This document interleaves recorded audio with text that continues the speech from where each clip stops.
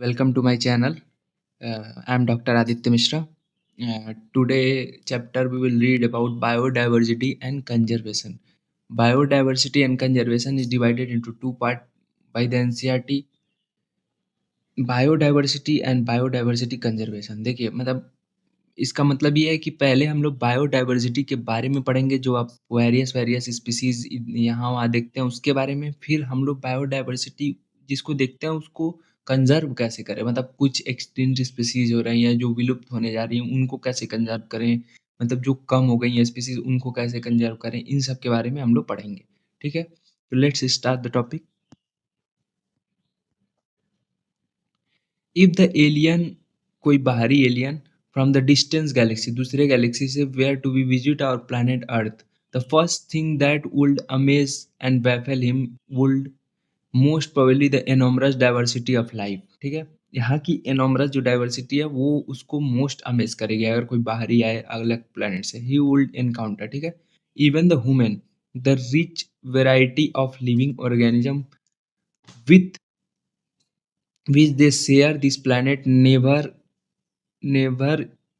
is an क्या लिखा है ये थोड़ा कट रहा है कुछ पॉइंट है टू एस्ट्रोनाइज एंड फैसिनेटेड us जो ह्यूमन का लाइफ है प्लेनेट पे वो हम सबको अलग अलग फैसिनेट होता है सब वो सब बता रहा है the common man will find it hard to believe that there are more than 20,000 species of ants important है ये सब अ, इतना species of beetle 28,000 species of fish and nearly 20,000 species of orchids ठीक है मतलब ये स्पीसीज हैं ये है नहीं इतने मतलब इतने प्रकार के ये हैं मतलब एंड्स 20,000 हैं 20,000 ऑर्किड्स हैं बीटल्स हैं ये बता रहा है ecologist and evolutionary biologist have been trying to understand the significance of such diversity by asking important question ठीक है important question क्या है Why are these so many species? क्यों आपके लिए है Did such great diversity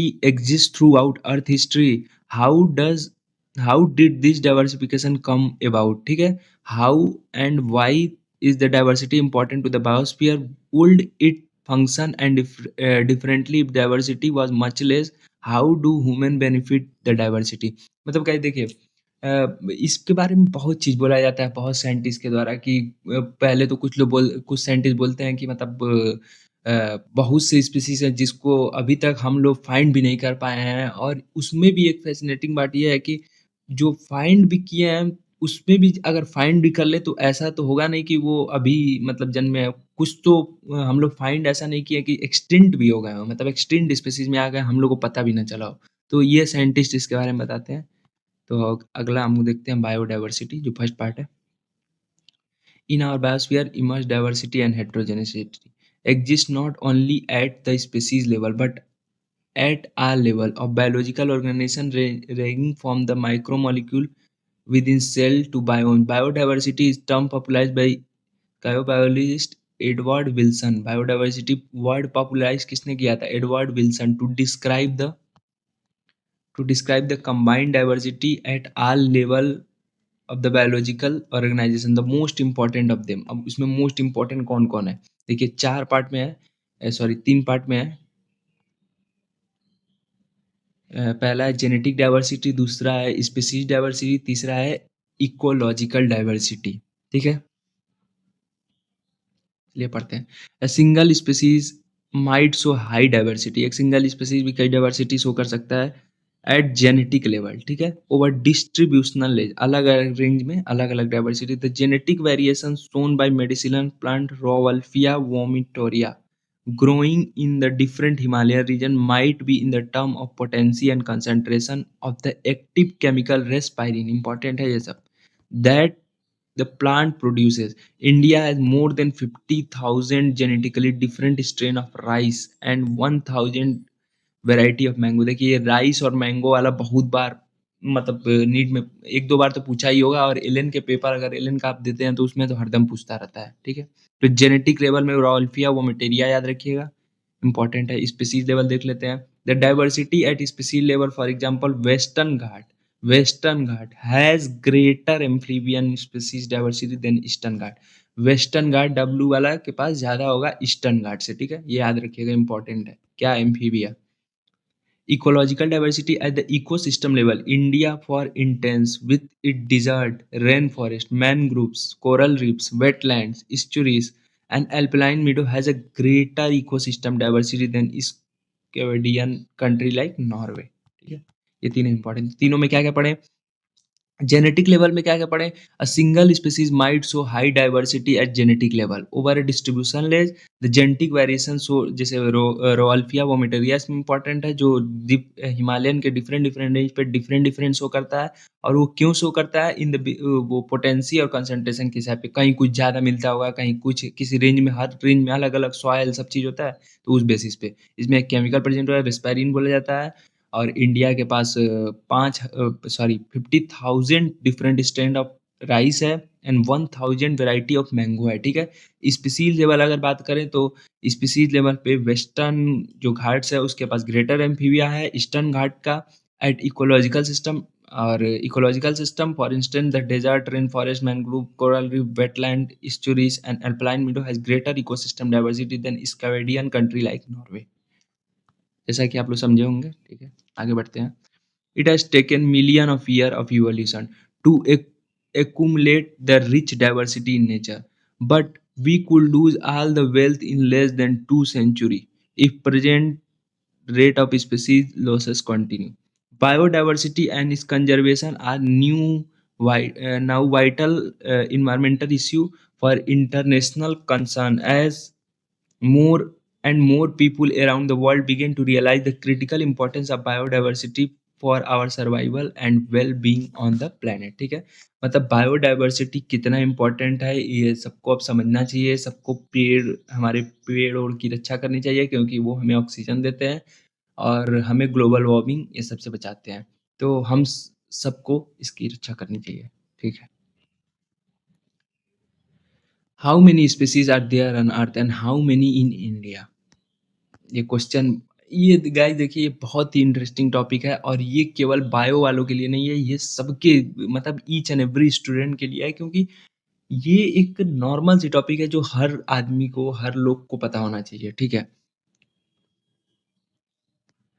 Since there are published record of all species discovered and named, ठीक है, we know that how many species in all have been recorded so far, but it is not easy to answer the question how many species there are on earth। important point है। मैंने आपको वो reason बताया था ना कि कुछ species तो ऐसे ही एक्सटिंक्ट हो गए थे बिना खोजे, कुछ तो अभी खोज ही नहीं पाए हैं। तो ये ह्यूमन इतना आसानी से नहीं बता सकता। अभी अभी 50% भी नहीं, कुछ भी नहीं अभी डिस्कवर किया है इंडिया। तो जितना डिस्कवर किया है वर्ल्ड, उसके बेसिस पे ये सारी डाटा हैं। According to International Union and conservation of Nature and Natural Resources IUCN 2004, the total number of 2004 की बात कर रहा है, the total number of planet and animal species describe so far is more than 1 million, but we have no clear idea how many species are yet to be discovered and described। ठीक है। Estimate vary widely and many of them are only educated guesses for many taxonomic group species inventories are more complete in temperature and the tropical country, considering the overwhelming large proportion of the species waiting to be discovered are in tropics। ठीक है। Biologists make a statistical comparison of temperature, tropic area richness, and exhausting study group of insect and extrapolate this ratio other group of animal plant to come up cross estimate। ठीक है। Some estimates range 20 से 50 million, but more conservative and scientifically estimate by Robert May place of global species diversity is 7 million. देखिए, इसमें ये बोलना चाह रहा है कि मानो स्पीसीज कितने हैं, आपको डाटा जो एजुकेटेड पर्सन, जो साइंटिस्ट ने डिस्कवर किया है, तो उसमें देखिए, कई लोग बोलते हैं 20 से 50 मिलियन है, कई लोग कुछ बोलते हैं, कई लोग कुछ बोलते हैं, लेकिन जो मोस्ट अप्रोप्रिएट डाटा जो है, जो रॉबर्ट मे के द्वारा दिया गया है, उसको माना जाता है, और वो 7 मिलियन है। मतलब अगर एमसीक्यू में पूछ देगा तो आप 7 मिलियन लगाएंगे और कुछ नहीं।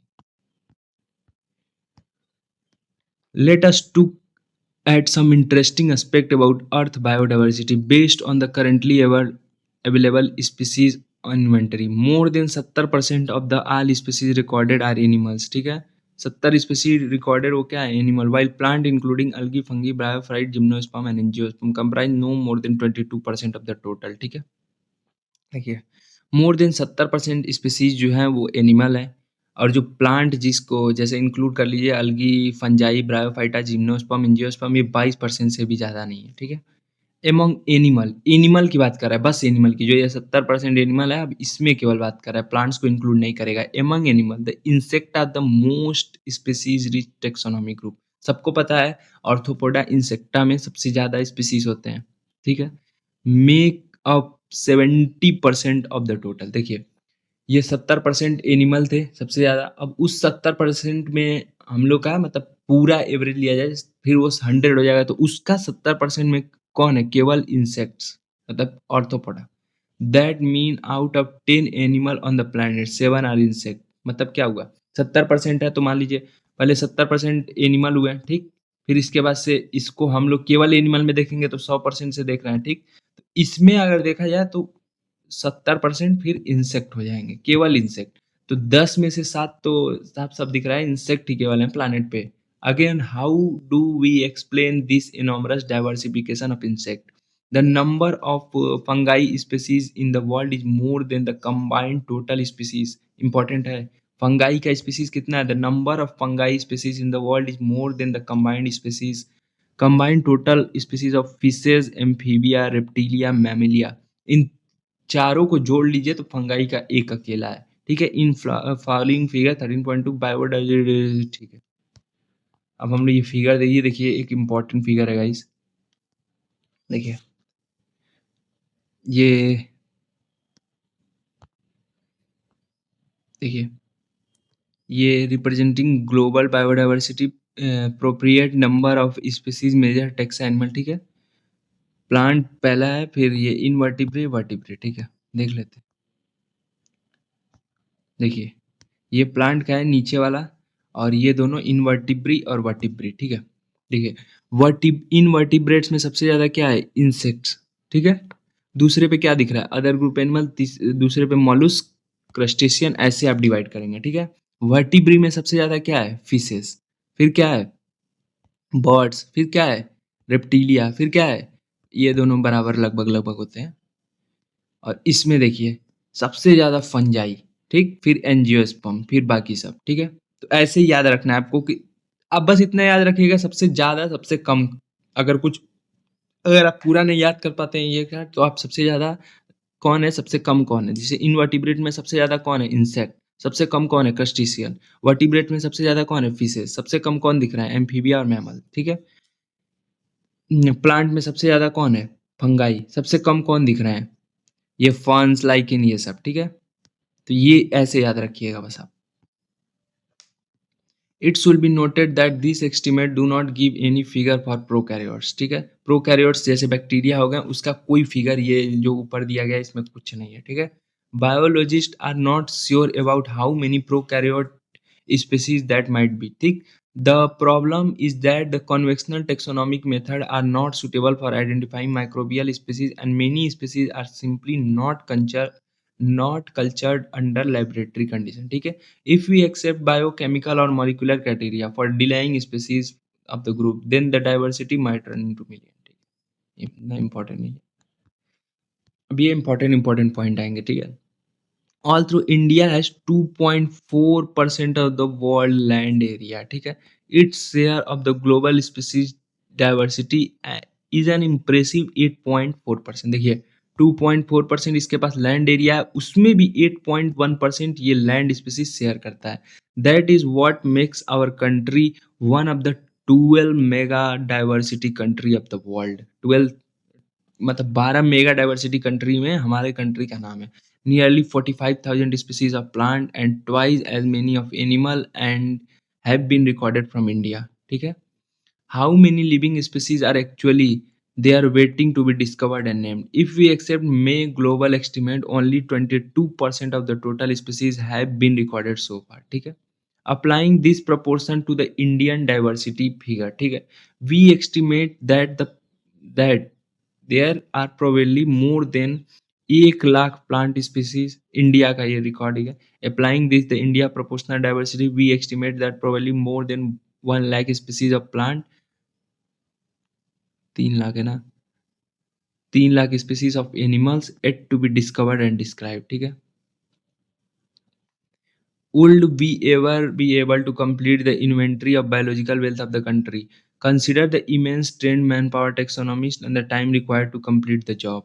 The situation appear more hopeless. Realize large number of friction. ठीक मतलब ये क्या कहना चाह रहा है पहला पहला बोल रहा है कि 2.4 लैंड एरिया इंडिया के पास है और जिसमें 8.1 वो स्पीसीज डाइवर्सिटी है इसके पास और ये 12th मेगा डाइवर्सिटी में आ जाता है इंडिया ठीक है Nearly 45,000 of species of plant है and twice the सब animal has been recorded in India मतलब 45,000 species of plant है और एनिमल्स इतने हैं मतलब उसके दुगुने ठीक है प्लांट्स के how many living species are actually they are waiting for to be discovered और कितने और if may global report estimate देखा जाए तो 22% अब देखिए अभी तक अगर मई के हिसाब से हम लोग चलेंगे रॉबर्ट मई के हिसाब से तो 22% ऑफ स्पीसीज हम लोगों ने केवल फाइंड किया है ठीक है और बाकी कितने बचे 22 स्पीसीज 22 फाइंड कर लिए हैं तो अभी करीब-करीब आपका 78% स्पीशीज़ बचा है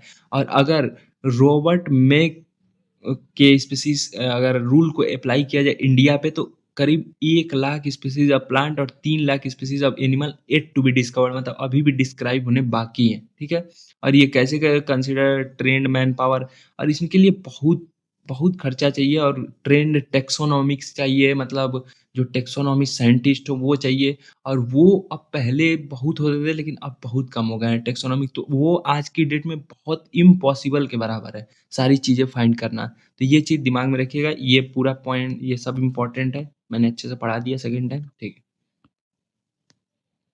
अब पैटर्न ऑफ बायोडाइवर्सिटी पढ़ लेते हैं ठीक है लैटिट्यूडनल लॉन्गिट्यूडनल कैसे कैसे वेरी करता है ठीक है लैटिट्यूडनल पहले पढ़ लेते हैं the diversity of plant and animal is not uniform throughout the world but so rather अब ये गाइस ये बता रहा है कि मतलब diversity of plant and animal are not uniform throughout the world but so rather uneven distribution for many group of animal or plant there are interesting pattern of diversity the most well known being the latitudinal gradient in diversity in general species diversity decrease as we move away from equator to pole ठीक है species का जो diversity होता है वो decrease करता है जैसे कि आप इक्वेटर से पोल मूव करें with very few exceptions tropic tropics जैसे latitudinal 23.5 degree north to 23.5 degree south harbour more species than temperate और पोलर एरिया ठीक है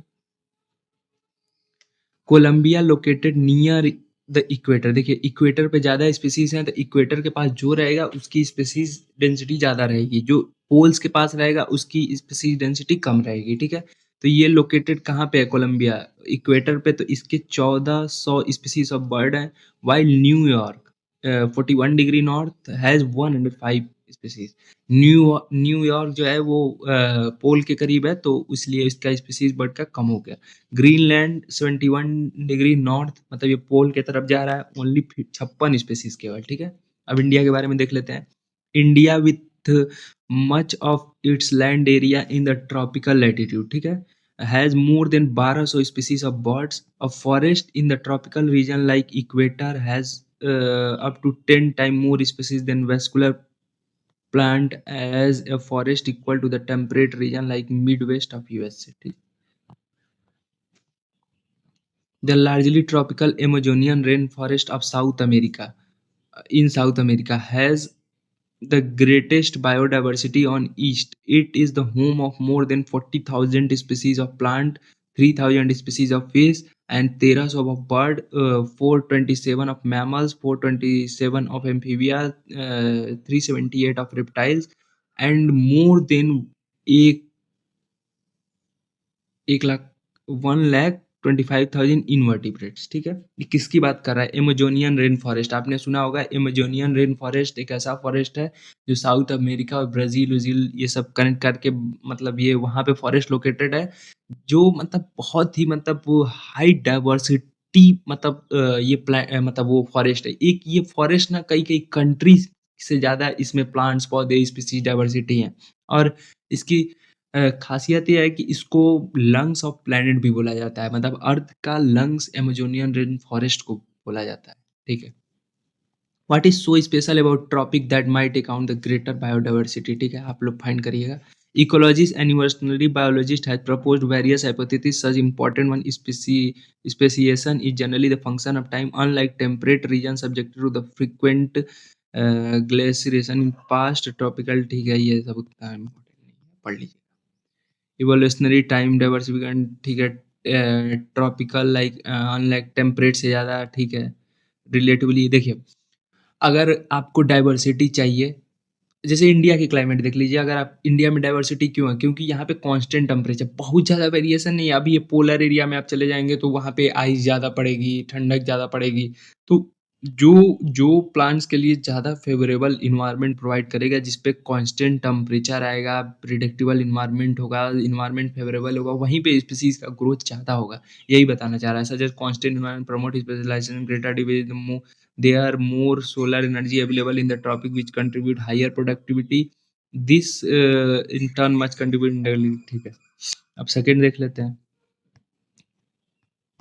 ये पहला था latitudinal gradient pattern of biodiversity में, ठीक है।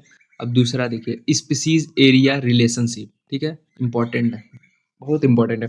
स्पीसीज एरिया रिलेशनशिप में यही है कि देखिए, अगर आप कुछ एरिया को एक्सप्लोर कर रहे हैं तो आपको स्पीसीज डाइवर्सिटी दिखेगी, मतलब अलग अलग स्पीसीज दिखेंगी। फिर थोड़ा सा आगे बढ़ेंगे फिर अलग दिखेगी, फिर थोड़ा सा आगे बढ़ेंगे फिर अलग दिखेगी। लेकिन ये कब तक दिखेगी? एक पॉइंट आने के बाद वो, मतलब जो स्पीसीज डाइवर्सिटी आपको दिख रही है वो नहीं दिखना, वो दिखना बंद हो जाएगी। वही समझाया है हमारे साइंटिस्ट अलेक्जेंडर वॉन हम्बल्ट वगैरह ने। तो ये स्पीसीज एरिया रिलेशनशिप का कॉन्सेप्ट यही है। अब आप आगे देखिए क्या लिखा है।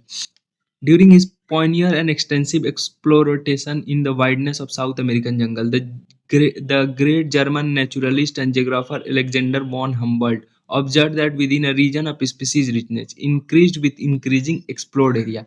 जितना आप एक्सप्लोर करेंगे एरिया, उतना स्पीसीज डाइवर्सिटी आपको दिखेगी, बट एक लिमिट तक, but only up to a limit. In fact, the relation between species richness and area for wide variety of taxa, angiosperm plant, bird, beads, pests turn out to be rectangular hyperbola। और इसमें जो graph आप बनाएंगे वो rectangular hyperbola बनेगा, ठीक है। Figure 13.2 देख ही लेते हैं। 13.2, ये showing the species area relationship graph, note that the on log scale the relationship become linear। log इस स्केल पे ये रिलेशनशिप लीनियर बन जाएगा, वैसे एक रेक्टेंगुलर हाइपरबोला बनेगा, स्पेसिफिक रिचनेस इधर होगा, एरिया इधर होगा, ठीक है।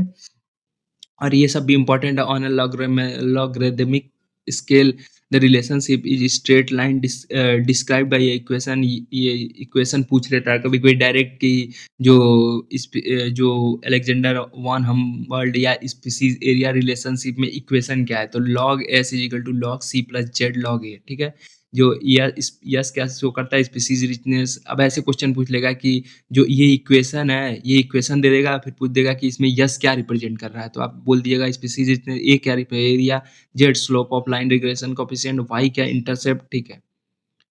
Ecologist have discovered that the value of Z lie in the range भी याद रखिएगा, ये भी कहीं कहीं पूछ देता है। जेड की वैल्यू की range 0.1 to 0.2 regardless of taxonomic group और region, whether is the plants in Britain, bird in California और मॉलुस्क इन न्यूयॉर्क, ठीक है। The slope,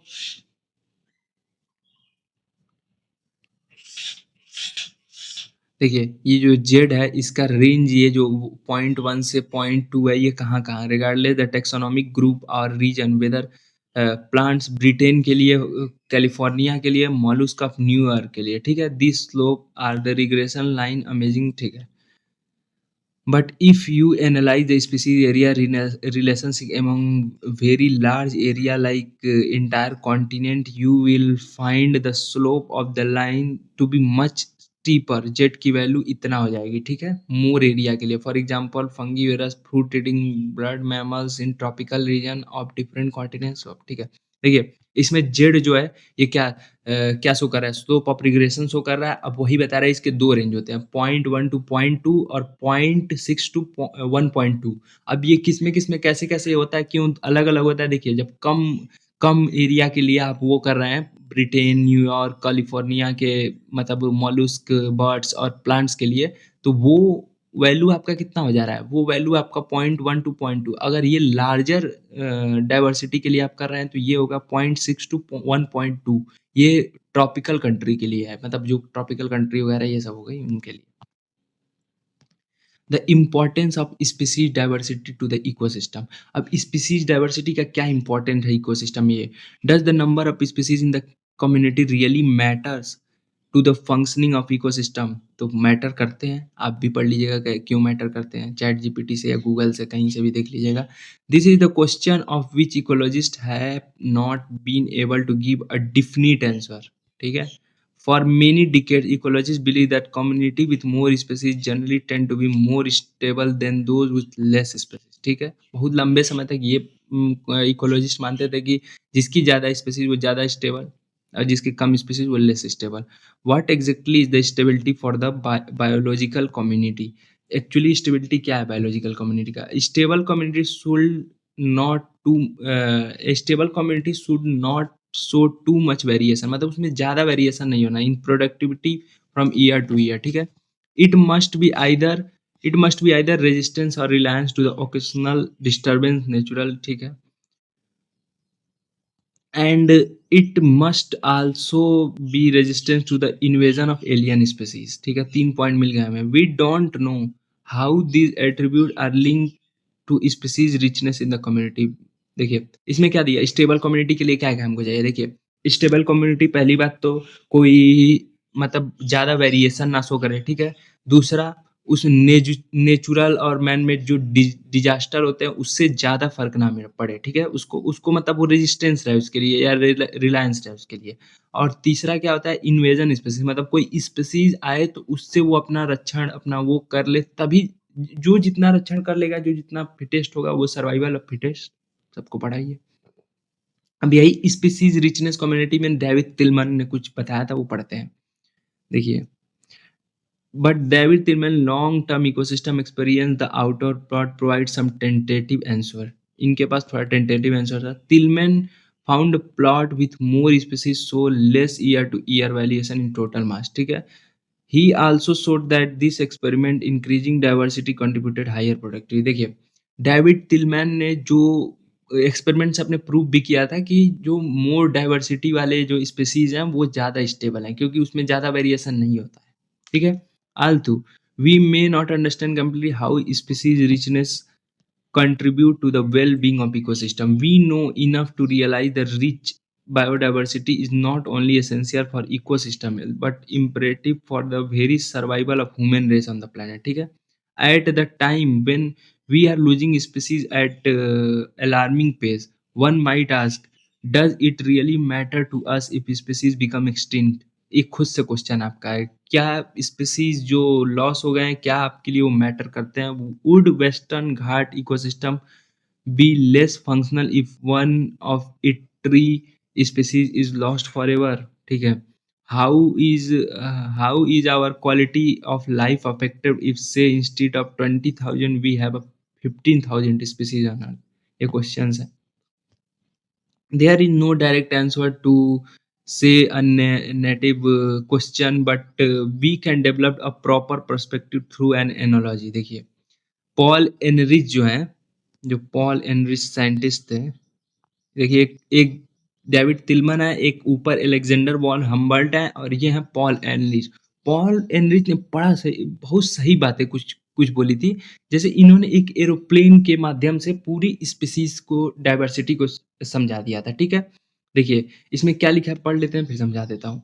in aeroplane David तिलमैन river प्रॉपर्ट hypothesis important है, कई बार पूछा गया है कि रिवर प्रॉपर्ट हाइपोथेसिस किसने दिया था, तो तिलमैन ने। ठीक है, अब देखिए सॉरी तिलमैन नहीं, Paul N Heinrich, sorry Paul Heinrich ने क्या दिया था, रिबर्ट प्रॉपर हाइपोथेसिस, रिबर प्रॉपर्ट हाइपोथेसिस किसने दिया था, पॉल एनरिच ने। अब ये कैसे समझाते हैं? एरोप्लेन को इन्होंने एक इकोसिस्टम माना था। All the part jointed together using a thousand of reverse. अब एक एरोप्लेन को जुड़ने के लिए कई नट बोल्ट सब चीज़ चाहिए होता है, तो उसको स्पीशीज़ इन्होंने मान लिया था। वो ज़्यादा होते हैं तो स्पीशीज़ और सब होते हैं। एरोप्लेन क्या है? इकोसिस्टम।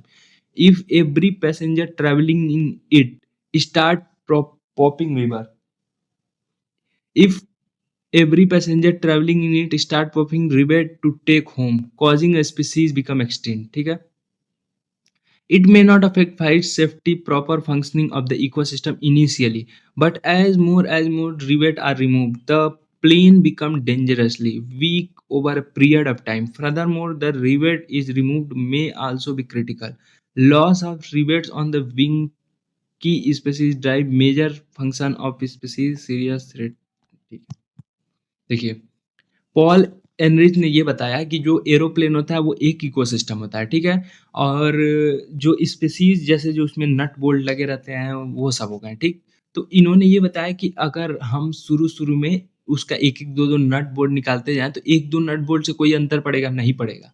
तो 1-2 नट बोल्ट से कोई अंतर नहीं पड़ेगा, लेकिन अगर बार-बार, बार-बार कई अगर नट बोल्ट हम निकाल दें तो एक एरोप्लेन टूट जाएगा या बिखर जाएगा। तो वो यही बताना चाह रहे हैं कि 1-2 स्पीशीज़ 4 स्पीशीज़ चले जाएँ तो उतना फ़र्क नहीं पड़ेगा, लेकिन धीरे-धीरे, धीरे-धीरे अगर ज़्यादा स्पीशीज़ जाने लगें तो उसका एकदम एक एक्सटिंक्शन निश्चित है, ठीक है? और ये भी समझाना चाहते हैं कुछ उसमें कीस्टोन स्पीशीज़ होते हैं। कीस्टोन स्पीशीज़ क्या होते हैं कि देखिए, जैसे विंग्स है तो विंग्स को अगर आप एक ही बार में निकाल दिए तो विंग्स के बिना तो एरोप्लेन उड़ेगी ही नहीं ना, तो वो एक कीस्टोन स्पीशीज़ है। जैसे कहीं-कहीं जगह पे कुछ इम्पोर्टेंट लोग होते हैं, जो अगर वो चले जाएँ तो बहुत ज़्यादा डिसएडवांटेज झेलनी पड़ती है, मतलब उस जगह को या उस स्पीशीज़ को। तो वही वो समझाना चाह रहे हैं कि जब हम लोग फ्लाइट के पंख को ही उखाड़ दें, तो फ्लाइट उड़ेगी ही नहीं, फ्लाइट डिस्टर्ब हो गई। तो वो एक कीस्टोन स्पीशीज़ है। आप ऐसे नहीं कर सकते कि आप एक-एक फ्लाइट को एक-एक वो पंख को निकालते जाएँ, ठीक है? अब देखिए, लॉस ऑफ बायोडायवर्सिटी के बारे में पढ़ते हैं, कितना लॉस हो रहा है, कहाँ लॉस हो रहा है, ठीक है? While it is doubtful if new species are being added through specimen into Earth treasury of species, there is no doubt about their continuity loss. ठीक, the biological wealth of our planet have been declining rapidly, and the accused finger is clearly pointing human activity. ठीक है, हमारी biodiversity का major loss किसकी वजह से हुआ है? ह्यूमन की एक्टिविटी से। ह्यूमन ने पेड़ पौधे काटे हैं, वहाँ पे फैक्ट्रियाज लगाई हैं, उससे बायोडाइवर्सिटी लॉस हुआ है। बायोडाइवर्सिटी में केवल प्लांट नहीं आते, बायोडाइवर्सिटी में एनिमल भी आते हैं जो उसमें प्लांट में रह रहे हैं, जो कीड़े मकोड़े सारे को बायोडाइवर्सिटी कहते हैं, ठीक है? Colonization of tropical Pacific island and humans said to have led to the extinction of more than 2000 species native bird. ठीक है, बट कितनी स्पीसीज लॉस हो चुकी है? द IUCN रेड लिस्ट 2004, ये सारे 2004 के डाटाज हैं, that the extinction of 784 species including 338 vertebrate, 359 invertebrate and 87 plants, ठीक है, इन लास्ट 500 ईयर में इतने लॉस हुए हैं, ठीक है। Some example of recent extinction include the dodo Mauritius, important है ये पॉइंट। डोडो मॉरिशस का एक्सटिंक्ट हुआ है, क्वागा अफ्रीका का एक्सटिंक्ट हुआ, थैलासिन ऑस्ट्रेलिया का, स्टीलर सी काऊ रशिया का, and 3 subspecies Bali Javan and Caspian tiger ये इंडिया के हैं। द लास्ट 20 ईयर, देखिए इसमें कैसे क्वेश्चन पूछेगा, डोडो एक्सटिंक्ट स्पीसीज है, कहाँ का है? मॉरिशस का। चाहे ऐसे पूछ देगा कि एक्सटिंक्ट स्पीसीज में कौन आता है, अब कुछ एग्जांपल दे दिया, उसमें एक डोडो डाल दिया तो डोडो हो जाएगा, अगर क्वागा डाल दिया क्वागा डाल दिया, अगर चारों डाल दिया तो ऑल ऑफ दिस, ठीक है। देखिए जो एनसीईआरटी के एग्जाम्पल है उससे बहुत बाहर नहीं जा रहे हैं, क्योंकि जो एनटीए जो भी एग्जाम लेगा वो एनसीईआरटी के ही अंडर रहेगा, एनसीईआरटी से बहुत बाहर नहीं जाएगा, और एनसीईआरटी पे आप स्टिक रहेंगे तो सिलेक्शन तो पक्का है। The last 20 years alone, the witness of disappearance of 27 species. Careful analysis of record show that the extinction across Texas are not random. Some group like amphibian appear to be more valuable to extinction. Adding to the grim scenario of extinction is the fact that more than 15,500 species worldwide are facing to the threat of extinction. ठीक है, presently 12% of the bird species, 23% of mammal and 32% of all amphibian and 31% of gymno species in the world are threat of extinction. मतलब इतना लोग इतना इतना percent से extinction के threat पे हैं, ठीक है। For study of the history of the life Earth fossil record, we learn that the large scale loss of the species like the one we are currently witnessing have also happened earlier even before human appeared on the scene. ठीक है, मतलब human अभी नहीं आए थे, उसके पहले भी बहुत एक्सटेंशन हो चुके हैं जो हमको खुद नहीं पता है. ठीक है, during the long period in million year से पहले, since the origin and diversification of life on earth there were 5 episode. देखिए, मास एक्सटिंक्शन हुआ है तो उसके 5 एपिसोड में एक्सटिंक्शन हुआ है. ठीक है, ऑफ स्पीसीज. हाउएवर ये छठवां एक्सटिंक्शन है जो अभी हो रहा है. Presently in progress different form of previous episode. Previous episode से बहुत तेजी से हो रहा है. प्रीवियस एपिसोड में बहुत थोड़ा थोड़ा एक्सटेंशन हुआ है. जैसे डायनासोर का एक्सटेंशन आपने सुना होगा, तो वो भी एक एक्सटेंशन था, लेकिन वो सब बहुत छोटे पैमाने पे हुए. उसमें स्पेसीज लॉस हुई हैं, इसमें दर्जनों स्पीसीज लॉस हो रही हैं. The difference is in the rate the current species extinction, मतलब सिक्स एक्सटिंक्शन जो इस समय चल रहा है उसके बारे में बात कर रहा है. Rate are estimated to be 100 to 1000 time faster than the pre human time and our activity responsible for the faster rate. देखिए, ह्यूमन से पहले जो एक्सटिंक्शन हुए हैं वो उससे आज का जो एक्सटिंक्शन हो रहा है वो 100 से 1000 गुना ज़्यादा रफ्तार से हो रहा है. और ये केवल ह्यूमन इसके लिए रिस्पॉन्सिबल है, क्योंकि ह्यूमन की एक्टिविटी, फैक्ट्रीज वगैरह. Ecologist want that if the present trend continue, अगर यही स्थिति चलती रही, nearly half of the species on the earth might be whipped out with in 100 year. कितनी शॉकिंग बात है कि अगर ये स्थिति चलती रही, मास एक्सटिंक्शन ऐसे चलता रहा 100 से 1000 गुना, सिक्स एक्सटिंक्शन इतनी तेजी रफ्तार से चलती रही, तो ये ज़्यादा नहीं, 100 साल में आधे स्पीसीज अर्थ से विलुप्त हो जाएंगे, मतलब गायब हो जाएंगे. Very important point. And in general, loss of biodiversity in region may lead to the decline in plant production, lower resistance, environmental perturbation, drought, सूखापन, increase viability in certain ecosystem process, such plant productivity, water use. ठीक है, ये बता रहा है कि मतलब biodiversity के loss से क्या क्या होगा. A, decline and production, lower resistance, environmental proposition, increase viability, ये सब होगा. ठीक है, cause of biodiversity loss, the accelerated rate of species extinction that the world is facing now are largely due to human activity. ठीक है, there are four major cause, evil, quarter, severe. ठीक है, देखिए 4 प्रकार से हम बायोडाइवर्सिटी के loss को, मतलब कैसे कैसे, देयर आर 4 मेजर कॉज जिससे मतलब बायोडाइवर्सिटी का लॉस हुआ. उसमें मोस्ट इंपॉर्टेंट है हैबिटेट लॉस एंड फ्रेगमेंटेशन. इसमें क्या होता है, this are the most important cause driving animal, most important cause the diving animal and plant to extinction. The most dramatic example of the habitat loss come from the tropical rainforest. Tropical rainforest once covering more than 14% of the earth land. These rainforests now cover no more than 6%. ठीक है, habitat loss है. They are being destroyed fast. जो पहले 14% था वो 6% भी नहीं बचा है. By the time you finish the reading the chapter, आप चैप्टर जितना देर में फिनिश करेंगे, मतलब हम लोग जब खत्म करेंगे, 1000 more hectare of rain forest would have been lost. मतलब 1000 मोर हेक्टेयर रेन फॉरेस्ट जब तक हम लोग किताब खत्म करेंगे तब तक लॉस हो जाएगा. सोचिए, मतलब आधे एक घंटे में अगर हम पढ़ाई कर में, आधे एक घंटे में अगर किताब पढ़ रहे हैं तो उतने में इतना लॉस हो रहा है, तो 24 घंटे में कितने लॉस हो रहे हैं, एक साल में कितने लॉस हो रहे हैं, 4 साल में कितने लॉस हो रहे हैं, ये बताना चाह रहा है. The Amazon rain forest, it is so huge that it is called lungs of planet. देखिए, मैंने ऊपर पढ़ा था अमेजोनियन रेन फॉरेस्ट को लंग्स ऑफ प्लैनेट कहते हैं. Harbouring probably million of species have been cut and clear from cultivating soya bean and conservation of grass land for raising beef cattle. देखिए, Amazonian rain forest है जिसको lungs of planet कहा जाता है. क्यों कहा जाता है, क्योंकि वहाँ पे हाई बायोडाइवर्सिटी है, बहुत ज़्यादा प्लांट है, ऑक्सीजन का सप्लाई बहुत ज़्यादा करते हैं, इसलिए इनको लंग्स ऑफ प्लैनेट कहा जाता है. अब बहुत बहुत दुख की बात है कि वहाँ पे सोयाबीन और ग्रासलैंड, मतलब ये सब खेती होती, सोयाबीन मोस्ट प्रोबेबली, उसके खेती के लिए वहाँ के कई पेड़, कई वो काट दिए गए हैं. ठीक है, अमेजोनियन रेन फॉरेस्ट के ह्यूमन के द्वारा. Beside total loss, the degradation of many habitat by the pollution also threaten the survival of many species. When large habitat are broken up into small fragments due to various human activity, mammal and birds requiring large territory, certain animal with migratory habitats and badly affected, leading to the problem. ठीक है, over exploitation. Women have always dependent on the nature for food and shelter, but when needs, देखिए गांधी जी ने एक बात बोला था कि जब आप यहाँ पे मतलब बायोडाइ मतलब आपके लिए नीड, अगर नीड पे आप जाएं तो बहुत सफिशिएंट है, लेकिन अगर आप ग्रीड पे हो जाए मतलब आप लालची हो जाएं तो जैसे कई लोग के पास एक घर होता है, ठीक है, उसमें वो सर्वाइवल कर लेते हैं, नहीं लेकिन कई लोग के पास एक ही लोग के पास 10 घर होगा, तो वो क्या हो गया ग्रीड, और ये क्या हो गया नीड, कि एक घर में हमारा गुजारा चल जाएगा, हम जी लेंगे, अच्छे से जी लेंगे, लेकिन नहीं, हमें 10 घर खरीदने हैं, हमें।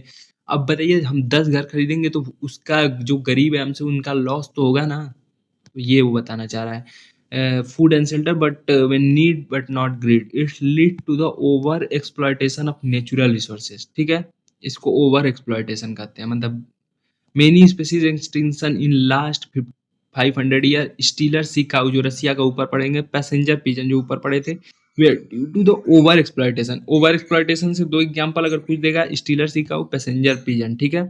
Presently many marine fish population around the world with harvested and rising continue some कमर्शियलिटी।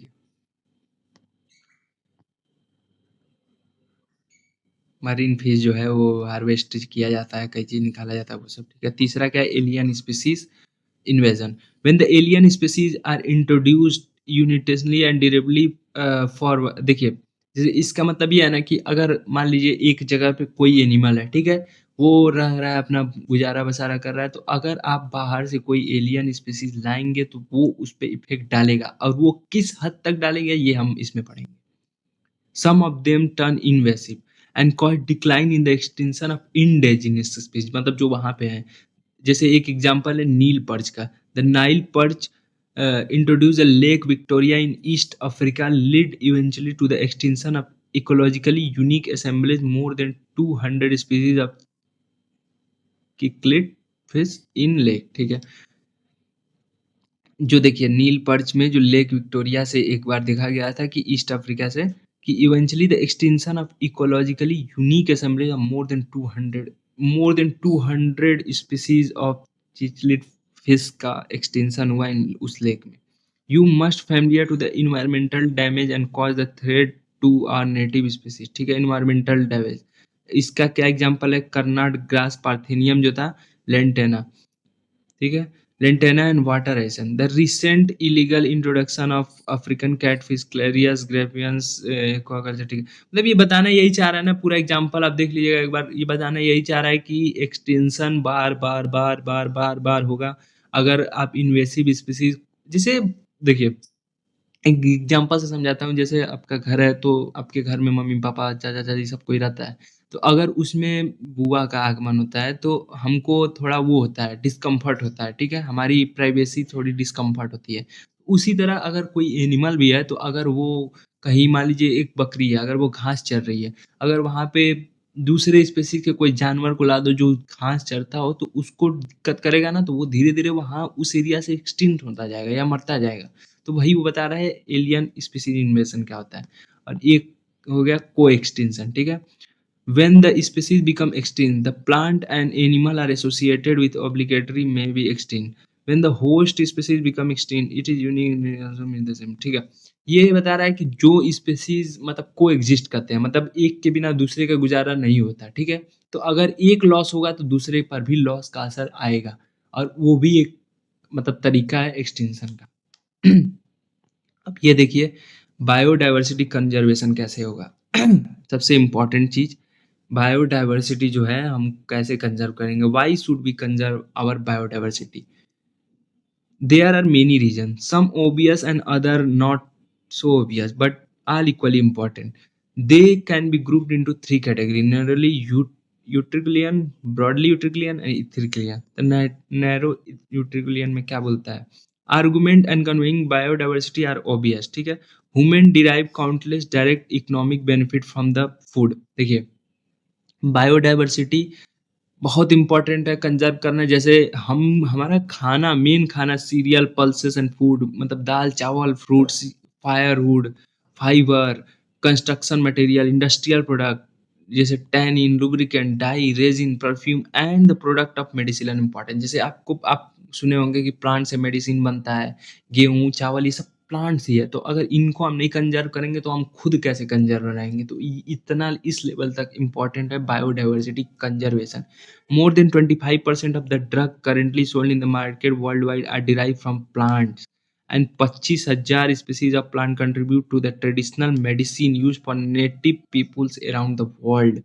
Nobody knows how many more medicinally useful plants are in the tropical rainforest waiting to be explored. ठीक है, with increasing resource put into bio respecting exploring molecular genetics and species level for the product economic nation. ठीक है, अब दूसरा जो part था broadly utilitarian and argument से that the biodiversity play a major role in ecosystem service and natural process the fast diving Amazonian forest is estimated to produce through photosynthesis 20% of total. देखिए, अब broad में क्या आ जाएगा, जैसे हम लोग एमेजोनियन forest को खत्म करने पे लगे हैं, तो वो ना 20% of the earth oxygen carry करता है, मतलब 20% ऑक्सीजन एक जगह से आ रहा है। ये कितनी इंपॉर्टेंट बात है, इसीलिए इसको लंग्स ऑफ प्लैनेट भी कहा जाता है। Can you can we put a economic value of service by the nature, मतलब जो नेचर हमको फ्री फंड का सारी चीज, हवा सब चीज दे रहा है, पानी, वो अगर हम ऐसे उसका पैसा बनाए तो कैसे बनेगा? You can get some idea of finding out how much your neighbourhood hospital spend on the cylinder. जैसे उसको आप देख सकते हैं कि आसपास कोई ना कोई सिलेंडर पे कभी रहा होगा, तो एक सिलेंडर का कितना कॉस्ट होता है ऑक्सीजन का। Pollution without pollution without which plant cannot give up fruits and seed in another service ecosystem provide through pollinator lay bee ठीक है, ठीक है। There are other intangible benefit that we derive from the natural aesthetic pleasure of walking through the thick wood watching spring। ठीक है, ठीक है, ये सब important है। अब लास्ट बच गया ethical an argument for conserving biodiversity relate to what we owe million of plant animal physiologically और spiritually.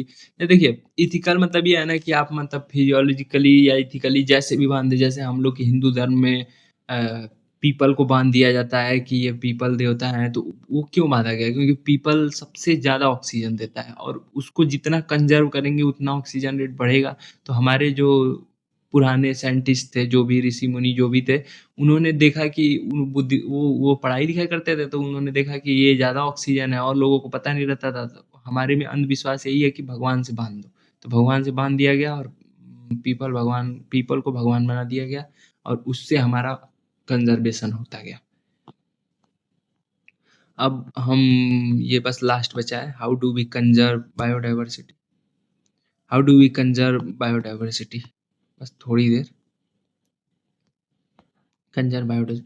We can conserve and protect whole ecosystem is biodiversity at the level protect we shape environment forest tiger, ठीक है।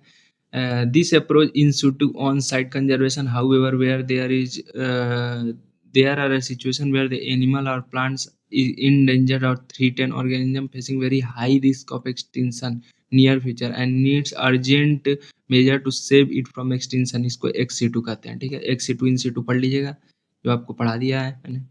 इन situ conservation क्या होता है?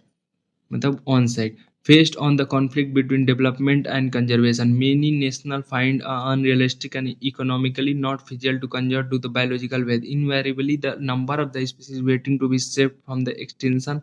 ठीक है, ये सब हो गया। And damage. अब ये इम्पोर्टेंट इसका एग्जांपल्स याद करना होता है। हॉट स्पॉट कितने हैं? 34। 3 हॉट स्पॉट इंडिया के हैं, वेस्टर्न घाट, श्रीलंका, इंडो बुर्मा, ठीक है, हिमालयन, ठीक है, all through all the biodiversity hot spot covered less than, ठीक है, ये भी इम्पोर्टेंट है। अब इसके एग्जाम्पल ये सब याद रखिएगा। In India ecologically unique biodiversity report, ठीक है। National park and sanctuary in India 14 biosphere में 90 नेशनल पार्क है, 448 वाइल्ड लाइफ सेंचुरीज है। India is also history of religion, ठीक है, ठीक है, ठीक है। सच ए सेक्रेट ग्रुप इसका एग्जाम्पल है। ये सब एग्जाम्पल याद करिएगा। फिर ex situ in the approach of the threaten animal and plant, जैसे थ्रीटेन मतलब एकदम इंडेंजर्ड कंडीशन में है तो एक्सिट होगा। इसका example zoological park, botanical wild life safari, इसका एग्जांपल हो गया यही इम्पोर्टेंट। थैंक्स।